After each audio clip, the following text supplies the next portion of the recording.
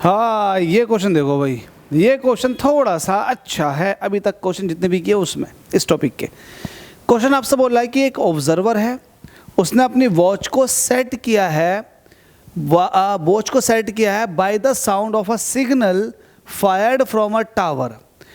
Tower है एक, वहाँ से साउंड के सिग्नल भेजे गए हैं, उस सिग्नल के हिसाब से ऑब्जर्वर ने अपनी वॉच को सेट किया। अब उसने ये पाया कि यार उसकी जो वॉच है वो स्लो है 5 सेकंड से। तो इसका मतलब कहीं ना कहीं आप ये कह सकते हैं कि 5 सेकंड से स्लो है। तो आप ये कह सकते हैं कि ये जो साउंड टावर से इस ऑब्जर्वर तक आई है ये 5 सेकंड में ही आई है, क्योंकि घड़ी जो 5 सेकंड स्लो बता रही है। तो 5 सेकंड में ये साउंड इस पर्टिकुलर टावर से ऑब्जर्वर तक आ गई। अब आपसे ये कह रहा है कि इस टावर से ऑब्जर्वर तक की डिस्टेंस बताओ। तो एक चीज़ बताइएगा, अगर आपको साउंड की स्पीड का पता चल जाए तो आप कहीं ना कहीं, टाइम भी आपको दिया हुआ है तो कहीं ना कहीं आप जो है डिस्टेंस बता सकते हैं। तो कैसे करेंगे इस क्वेश्चन को? क्वेश्चन बहुत इजी वे में सॉल्व हो जाएगा। यहाँ पर देखेंगे सॉल्यूशन। अब आप जो है ना ये देख लें कि यार स्पीड कितनी है साउंड की इस पर्टिकुलर एटमॉस्फेयर में। अब आप कहेंगे कि यार तापमान 20 डिग्री सेंटीग्रेड है और जो स्पीड दे रखी है वो 0 डिग्री सेंटीग्रेड पर दे रखी है 332 मीटर पर सेकंड। तो अब आपको क्या करना होगा, 0 डिग्री सेंटीग्रेड की स्पीड दे रखी है, बहुत अच्छी बात है, लेकिन आपको 20 डिग्री सेंटीग्रेड पर स्पीड कैलकुलेट करनी पड़ेगी साउंड की। तो आप एक चीज़ जानते हैं, आप ये जानते हैं कि जो स्पीड ऑफ साउंड होता है वो टेम्परेचर के स्क्वायर रूट के सीधे सीधे प्रोपोर्शनल होता। तो अगर मैं बात करूंगा कि साउंड की स्पीड एट 20 डिग्री सेंटीग्रेड और उसका रेशियो लूंगा साउंड की स्पीड 0 डिग्री सेंटीग्रेड के साथ, तो कहीं ना कहीं आप टेम्परेचर 20 डिग्री सेंटीग्रेड यूज़ करोगे। डिग्री सेंटीग्रेड को आपको केल्विन में लिखना होता है क्योंकि टेम्परेचर वहाँ पर केल्विन है। तो आप 20 + 273 कर दोगे और वहीं 0 डिग्री सेंटीग्रेड को आप लिखोगे 0 + 273। तो ज़रा इसको सॉल्व कर लेते हैं। पाजी कितना आ रहा है 293 और ये हो जाएगा 273। तो ये हो जाएगा वेलोसिटी एट 20 डिग्री सेंटीग्रेड और ये मल्टीप्लाई में पहुंच जाएगा वेलोसिटी एट 0 डिग्री। इसको सॉल्व करेंगे वैल्यू कितनी आएगी 293 और ये है 273।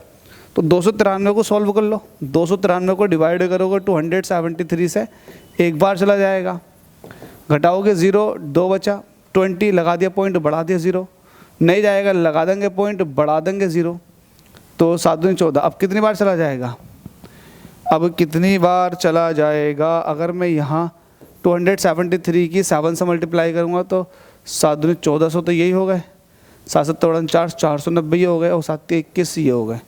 1 9 2 11 कहाँ से लगे, 4 और 4 8 और 1 9 का 9 9 1911। तो 0.07 ये आ जाएगी वैल्यू 1.07। ठीक है।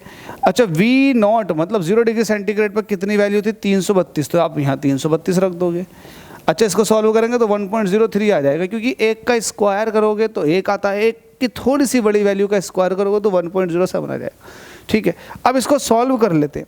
सॉल्व कर लेंगे, 332 की मल्टीप्लाई करूँगा 103 के साथ, वैल्यू कितनी आ जाएगी 3 दूनी 6 3 3 9 3 3 9 0 0 0 2 3 3 2 3 3 6 ऐसे रहेगा और ये 2 है, 9 2 11 का 1 हासिल लगा 1। अरे ये हो क्या गया, लास्ट वाली रो गड़बड़ा गई, इसको दोबारा से कर लेते हैं।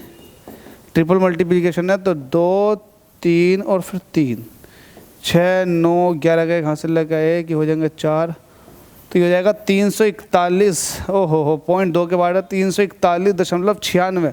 तो ये एक तरह से 342 आ गया, 342 देख लें एक बार, 9 2 11 के हासिल लगा 1 1, ठीक है 3 और 1 4, 342 मीटर पर सेकंड। लो भाई 20 डिग्री सेंटीग्रेड पर जो स्पीड आई है साउंड की वो 342 मीटर पर सेकंड आई। ठीक है, इतना तो समझ में आता है ना। कैलकुलेशन कराई जा रही है बच्चों वाली, वो कर दिया आपने स्वाहा। अब देखिएगा आपसे पूछ क्या रहा, आपसे इस क्वेश्चन में ये कह रहा है कि आप जो है डिस्टेंस बता दो साउंड कितना ट्रैवल करेगी। तो आपको पता चल गया, आप कहेंगे स्पीड इज इक्वल टू होता है डिस्टेंस ओवर टाइम। ठीक है, स्पीड आपके पास आ चुकी है 342, डिस्टेंस आपको निकालना, टाइम लगा 5 सेकंड, तो डिस्टेंस इज इक्वल टू हो जाएगा 5 × 342। जरा सॉल्व करें। 5 दूनी 10 का 0, कैरी 1, 5 चौक 20 और 1 21 का 1, 21 का 1, कैरी 2, 5 से 15, 15 और 2 17 का 17, 17। तो डिस्टेंस आ रही है 1710 मीटर। देखो ये डिस्टेंस 1710 मीटर इसलिए आ रही है क्योंकि ये जो बुक में दे रखा है ना 343 दे रखा, जबकि आप खुद कैलकुलेट करके देंगे 342 आएगा। तो ये वैल्यू 1710 मीटर आ जाएगी और अप्रोक्सीमेट वैल्यू की बात करोगे 1720 आ जाएगी। थोड़े बहुत इसमें वेरिएशन की वजह से ना पॉइंट में भी कुछ ना कुछ आएगा। देखो पॉइंट में कुछ ना कुछ था जो मैंने पॉइंट को लिखा नहीं, तो आप कह सकते हैं कि कहीं ना कहीं ये फिर आप यही कहेंगे कि फ्रैक्शन में वैल्यू थे छोड़ दिया और ये d = 1710 आ गया, वरना 1720 आ जाता। ये छोटी सी बात है, कोई दिक्कत नहीं है, आप लोग इसको देख लें खुद कैलकुलेट करके। Thank you.